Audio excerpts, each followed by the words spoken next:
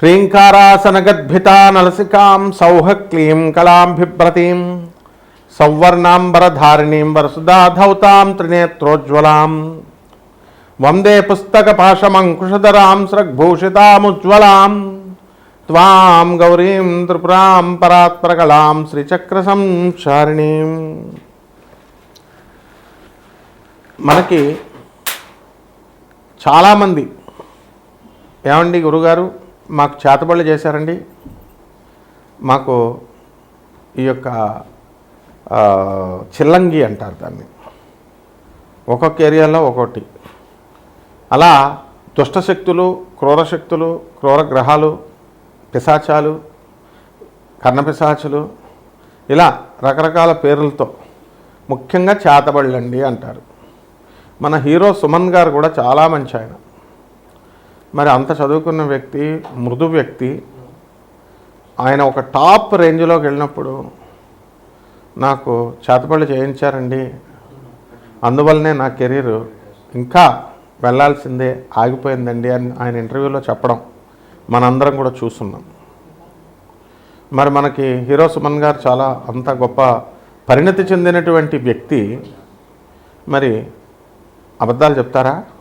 కాదు కదా. అయితే ఒక సైన్స్లో ఒక ప్రొఫెసర్గా ఉన్న నేను చేతబళ్ళు ఇవన్నీ ఉన్నాయంటే అవన్నీ ఖండించి పడేస్తాను. అయినప్పటికీ కూడా చాలామంది ఏమండి మేము హాస్పిటల్లోకి వెళ్ళామండి, మరి అక్కడ చూపించుకుంటే అన్నీ నార్మల్ వచ్చినాయండి, అంతా మాకు అర్థం కావట్లేదండి అని చాలామంది చెప్తూ ఉంటారు. అయితే చేతబళ్ళ వల్ల మా జీవితం ఆగిపోయిందండి అంటారు. అసలు ఈ చేతబళ్ళు ఎవర్రా నాయనా చేస్తారు అంటే మా బంధువులేనండి, మాకు తెలుసున్నటువంటి పరివారమేనండి, మా మీద మా ఎదుగుదల చూసి ఆగిపోవడానికి చేయించారండి అంటారు. ఇటీవల మీరు కనుక చూసుకుంటే చిర్రావూరు గారు కూడా పాపం ఆయన కొన్ని లక్షల మంది ఫాలోవర్స్ ఉన్నారు. కాశీలో 21 మంది మంత్రగాళ్ళని పెట్టి శ్మశానంలో చేతబళ్ళు చేయించడానికి ప్రయత్నించారు అని చెప్పి మిగతా వాళ్ళు అంటే నేను దేవీపుత్రుడిని, అమ్మవారి పుత్రుడిని, నాకేమి అవన్నీ కూడా ఏం చెయ్యవు అని ఆయన కూడా చెప్పడం జరిగింది. అంటే మొత్తం మీద ఓవరాల్గా ఏంటంటే మనకి క్షుద్ర శక్తులు అంటే ఏంటంటే లోయర్ ఎనర్జీస్ అంటారు వీటిని. వాళ్ళు పూజించేటటువంటి దేవతలు ఏంటో మామూలు జనానికి తెలియదు. తెలియక కాళీ అమ్మవారు చేసేస్తుంది, లేదా చిన్న మస్తా అమ్మవారు చేసేస్తుంది, ఇట్లా వాళ్ళు ఇష్టం వచ్చినట్టుగా మాట్లాడుతూ ఉంటారు. ఈ దశమహావిద్యలు అనేటటువంటి అమ్మవార్లు తార, మహాకాళి, చిన్నమస్త, త్రిపుర భైరవి, తర్వాత బగళాముఖి, ఆ తర్వాత మనకి రాజశ్యామల, ధూమావతి, షోడశి అంటే లలితాదేవి, అలాగే మనకు భువనేశ్వరి అమ్మవారు, ఆ తర్వాత కమలాత్మిక అమ్మవారు. వీటిల్లో ఇవి కాకుండా ఇంకో 2 దేవతలు ప్రత్యంగిర, వారాహి. ఇవి ఈ మధ్యకాలంలో ఒక 20 సంవత్సరాల నుంచి జనమందరికీ కూడా పబ్లిసిటీ అయినాయి. తెలియక అపోహతో వీళ్ళంతా కూడా చిన్నమస్తా చేసేస్తుందండి, బగళాముఖి ఇచ్చేసేస్తుంది. మహాకాళిని మా చిన్నప్పటి నుంచి అనేవారు. మహాకాళిని అడిగితే చేతబళ్ళు కూడా చేసేస్తారండి, ప్రత్యంగిర అయితే రివర్స్ చేసేస్తుందండి. ఇట్లా అనవసరమైనటువంటి అపోహలన్నీ కూడా దశమహావిద్యల్ని, ఈ యొక్క సప్తమాతృకల్ని అనడం జరిగింది. వారాహి, ప్రత్యంగిర అమ్మవార్లు వాళ్ళు అలా ఎన్నటికీ చేరు. ఆ అమ్మవార్లంతా కూడా గౌరీదేహ సముద్భవాం అన్నాం, అంటే గౌరీదేవి నుంచి పుట్టేది.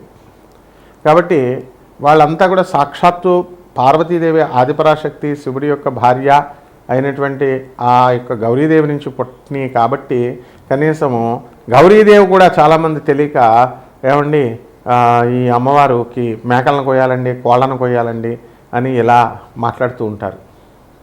ఇవంతా కూడా సకారాత్మక శక్తి, సర్వమంగళాలని ప్రసాదించేటటువంటి జగజ్జనని అనేటటువంటి పార్వతీదేవి ఎన్నడూ కూడా ఈ మాంసాలని, మధుమాంసాలని ముట్టుకోదు. అలాగే దశమహావిద్యలు కూడా అవి ముట్టుకోవు. కానీ తెలియక వీళ్ళంతా కూడా వామాచార పద్ధతి, కౌలాచార పద్ధతి అని చెప్తూ మటన్ పెట్టాలా, చికెన్ పెట్టాలా, మందు బాటలు పెట్టాలా, పంచమకారాలంటూ పిచ్చి పిచ్చివన్నీ కూడా చెప్పుకుంటూ వచ్చారు. అటువంటి చెప్పినటువంటి వాళ్ళంతా కూడా డౌన్ఫాల్ని మనం క్లియర్గా చూసాం మన కళ్ళ ముందే. ఈ 2-3 సంవత్సరాలను ఆ దేవాలయాల నుంచి వాళ్ళని గెంటివేయడం కూడా పూజారులు అంత అవమానం కూడా వాళ్ళకి జరిగిందనమాట. ఇవన్నీ అవసరం లేదు వాళ్ళకి. మరి ఎవర్రా ఈ క్షుద్ర శక్తులు అంటే లోయర్ ఎనర్జీస్. మరి నేను చెప్పినటువంటి దశమహావిద్యలు, ఈ ప్రత్యంగిర వరాహి అమ్మవార్లు వీళ్ళంతా కూడా హైయర్ ఎనర్జీస్ అన్నమాట. సో మనకి మానవుడి ఎనర్జీ కంటే కూడా దిగువనున్నటువంటి ఎనర్జీస్ని లోయర్ ఎనర్జీస్ అంటారు. మనం మీడియం ఎనర్జీ మనం. సో మనము ఎప్పుడైతే ఈ కర్ణపిశాచి అనేటటువంటి యక్షిణి ఆ అమ్మవారిని చాలామంది పూజ చేస్తారు, దానికి అసలు వాటి విధి విధానాలే తెలియదు ఎవరికి కూడా. వీళ్ళు ఏం చెప్తారంటే మూత్రం తాగాల, వాళ్ళ మూత్రాన్ని తినాలా, పిచ్చి పిచ్చివన్నీ చెప్తారు. అలాగే కొంతమంది ఈ క్షుద్ర శక్తులకి రక్తం అన్నాన్ని అడుగుద్ది, అమావాస్య రోజున అడుగుద్ది, అది అడిగినప్పుడు మీరు తెచ్చి పెట్టాలా, ఇలాంటి నాన్సెన్స్ అంతా చెప్తూ ఉంటారు. మనకి చాలామంది ఈ యొక్క క్షుద్రశక్తి ఆరాధకుల్ని, అంటే అవన్నీ మినిమం మ్యాజిక్స్ అనమాట. ఇలా గాలిలో శివలింగాలు తీయడం, నోట్లో నుంచి శివలింగాలు తీయడం, విభూతి సృష్టించడం, అలాగే ఇలా లడ్డూలను సృష్టించడం, ఇవన్నీ కూడా మామూలు జన విజ్ఞాన వేదిక వాళ్ళందరూ కూడా వాళ్ళు చేస్తూ ఉండేవారు. వీళ్ళు కూడా ఈజీగా ట్రిక్స్తో చేసేవారు. సో మయనార్ అనేటటువంటి ఒక ఊరుంది, అది గౌహతికి 80 కిలోమీటర్ల దూరంలో అస్సాంలో ఉంది.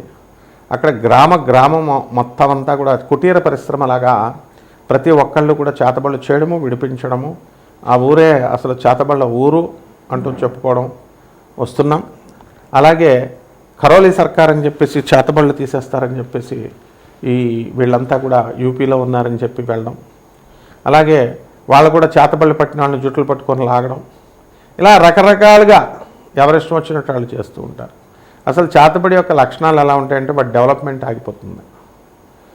బాగా వ్యాపారంలో నెంబర్ 1గా ఎదిగిపోతున్నటువంటి వాళ్ళు సడన్గా అప్పుల పాలవడం, ఇతరుల చేత మోసగింపబడడం, అండ్ ఏదో ఒక విధమైనటువంటి భయంకరమైనటువంటి క్రానిక్ డిసీజ్ రావడం, ఆ డిసీజ్ సడన్గా క్యాన్సర్ వ్యాధి లాంటిది రావడం, ఆ వ్యాధుల ద్వారా మనం హాస్పిటల్కి వెళ్ళినా నార్మల్ ఉంది అని చెప్పడం వాళ్ళు, ఆ తర్వాత మనం టెస్ట్ చేసుకున్నా కూడా నార్మల్ ఉందండి అంటారు. సో ఈ రకంగా అసలు చేతబళ్ళు ఉన్నాయా లేవా, ఈ చేతబళ్ళు ప్రయోగాలు ఏమిటి, ఇవన్నీ కూడా మనము క్రమేపీ మనం తెలుసుకుందాం. వాటి ప్రభావాల వల్ల రాత్రులు పిశాచాలు కనబడడం, రక్తమాంసాలు కనబడడం, సౌండ్స్ వినబడడం, హాలుసినేషన్ లాగా, ఇన్ఫాక్చుయేషన్ లాగా ఉండడం, ఇవన్నీ జరుగుతున్నాయి. వీటిని కూడా 12 ద్వాదశ రాశుల మీద ఈ యొక్క సంవత్సరంలో 2026 సంవత్సరంలో ఈ చేతబళ్ళు చేసిన వాళ్ళ చేయబడినటువంటి వాళ్ళ డెవలప్మెంట్ ఎలా ఉంటుంది, వాళ్ళ డెవలప్మెంట్ ఆగిపోతుందా, ఈ వీడియోలో మనం తెలుసుకుందాం ఒక్కొక్క రాశి వారీగా. మీనరాశి, ఈ మీనరాశి వారికి అందరికీ కూడా ఈ చేతబళ్ళ బాధలో ఏలినాటి శని ఉందండి. ఏలినాటి శనిలో ఎక్కువగా మిమ్మల్ని పట్టేసుకోవడానికి అవకాశాలు ఉంటాయి. నకారాత్మక శక్తి ఇన్ఫ్లుయెన్స్లోకి వెళ్ళిపోవడానికి ఎక్కువ అవకాశాలు ఉంటాయి. మీనరాశి వారు పాపం నరఘోష తగిలేసి చేతబళ్ళ బాధతో వాళ్ళకి తెలియకుండానే వాళ్ళ బుర్రంతా కూడా బ్లైండ్గా అయిపోయి బ్లంట్ అయిపోయి వీళ్ళంతా కూడా పాపం వెళ్ళిపోయి ఈ యొక్క కోడి పందాలు ఇలాంటివన్నీ కాసి ధన నష్టం అపారంగా కలగడానికి అవకాశాలు ఉన్నాయి. 2026 సంవత్సరంలో జూన్ 2వ తేదీ వరకు, 2026 సంవత్సరం జూన్ 2 వరకు వీళ్ళకి అనుకున్న పనులు సక్సెస్ కావు, స్లో రేట్లో అవుతూ ఉంటాయి. ఆ తర్వాత ఫుల్ స్పీడ్లో మనకి ఇవన్నీ కూడా మంచిగా పంచమ స్థానం గతులకు వస్తాడు, సంతానం కలుగుతుంది, అండ్ మీరు అనుకున్న ప్రతి పని సక్సెస్ అవుతుంది, ఎన్నో విజయాల పరంపరని మీరు చూస్తారు. అయితే ఈ చేతబడి ప్రభావం, గ్రహ ప్రభావం, నరఘోష ప్రభావం ఉంది. ఇది మంత్రతంత్ర శాస్త్రాలతో కూడుకున్నటువంటిది.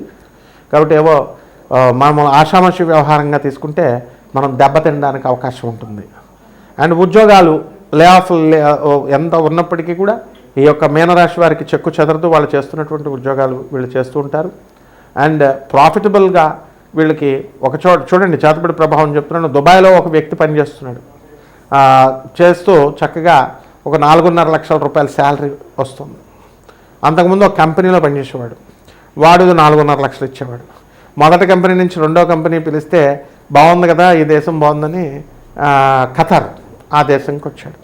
వచ్చిన తర్వాత మళ్ళీ పాత కంపెనీ పిలిచింది, వచ్చేసే నువ్వు నేను ఇస్తాను నీకు సేమ్ శాలరీ అంటే అక్కడ క్వార్టర్స్, ఫుడ్ ఫ్రీ ఇవన్నీ ఉన్నాయి. ఈ కొత్త కంపెనీ కంటే పాత కంపెనీ పరిచయాలు కదా అని ఈ రెండో కంపెనీలో చేరిన రిజైన్ చేసేసి మళ్ళీ మొదటి కంపెనీకి వెళ్ళాడు. హోల్డ్లో పెట్టేశారు అప్లికేషన్. ఇది పోయి అది పోయి, చేతబళ్ళ గ్రహ ప్రభావం, నరదృష్టి ప్రభావం. సో ఇటువంటివన్నీ కూడా సరైనటువంటి గురువు ఉండాలి. పెళ్ళిళ్ళు చేసుకున్నారు, భార్యను చూస్తే భయం, భార్య ఒక భద్రగాడిలా కనబడుతుంది. మీకు ఏవేవో పిలుపులు వినబడతా ఉంటాయి, రా రా అని పిలుపులు వినబడతా ఉంటాయి. నిన్ను వదల బొమ్మాలి, కళల్లో అవే వస్తాయి, నిన్ను వదల బొమ్మాలి అని. ఇవన్నీ సినిమా ట్రిక్స్ కాదు నాయన, సినిమాటోగ్రాఫిక్స్ కాదు. ఇవన్నీ కూడా నిజ జీవితంలో చేతబళ్ళకు గురైపోయిన వాళ్ళకి కలిగేటటువంటి అనుభవాలు. అస్తమాను మటన్ తినాలనిపిస్తూ ఉంటుంది, అస్తమాను చికెన్ తినాలనిపిస్తుంది, అస్తమాను ఆ షాపులు, ఈ యొక్క మీట్ షాపులు, బీఫ్ షాపులు, మటన్ షాపులు, చికెన్ షాపుల వైపే వెళ్ళాలనిపిస్తూ ఉంటుంది. మీ కాళ్ళు అటువైపే తీసుకెళ్తూ ఉంటాయి. దుష్టులతో స్నేహాలు చేయాలనిపిస్తూ ఉంటుంది. ఇవన్నీ కూడా సింబల్స్ అన్నమాట. కాబట్టి ఈ యొక్క ఆదాయం ఎంత భయంకరంగా పెరిగినప్పటికీ కూడా ఖర్చులు అంతే భయంకరంగా మీకు వచ్చేయడం జరుగుతూ ఉంటుంది. కాబట్టి నాన్ ప్రాఫిటబుల్ బేసిస్తో మేము జాతకాలు అనేటటువంటి మోడర్న్ ఆస్ట్రాలజీతో, మోడర్న్ సైన్స్ని ఉపయోగించి ఏన్షియంట్ ఆస్ట్రాలజీతో జాతకాలు చెప్తాం. కాబట్టి ఎవరైతే చేతబడి బాధలతో, నరఘోష కర్ణపిశాచి బాధలతో ఎవరైతే ఎదగలేకపోతున్నామో అని అనుకుంటారో అటువంటి వాళ్ళంతా కూడా డైరెక్ట్గా నన్ను సంప్రదించండి. లక్షలాది రూపాయలని ఖర్చు పెట్టుకొని కపట మంత్రగాళ్ళ చేతుల్లో ఇరుక్కోకుండా మిమ్మల్ని మీరు రక్షించుకోవచ్చు. జగద్గురువులను చూపిస్తున్నాను నేను. జగద్గురువు మా గురువులు వివేకానందుడు, ఆది శంకరాచార్యులు వారు, జగద్గురువు అయినటువంటి దత్తాత్రేయ స్వామి వారి, నృసింహ సరస్వతి స్వాముల వారి యొక్క అనుగ్రహంతో మీరంతా కూడా మామూలు బయటపడిపోవచ్చు.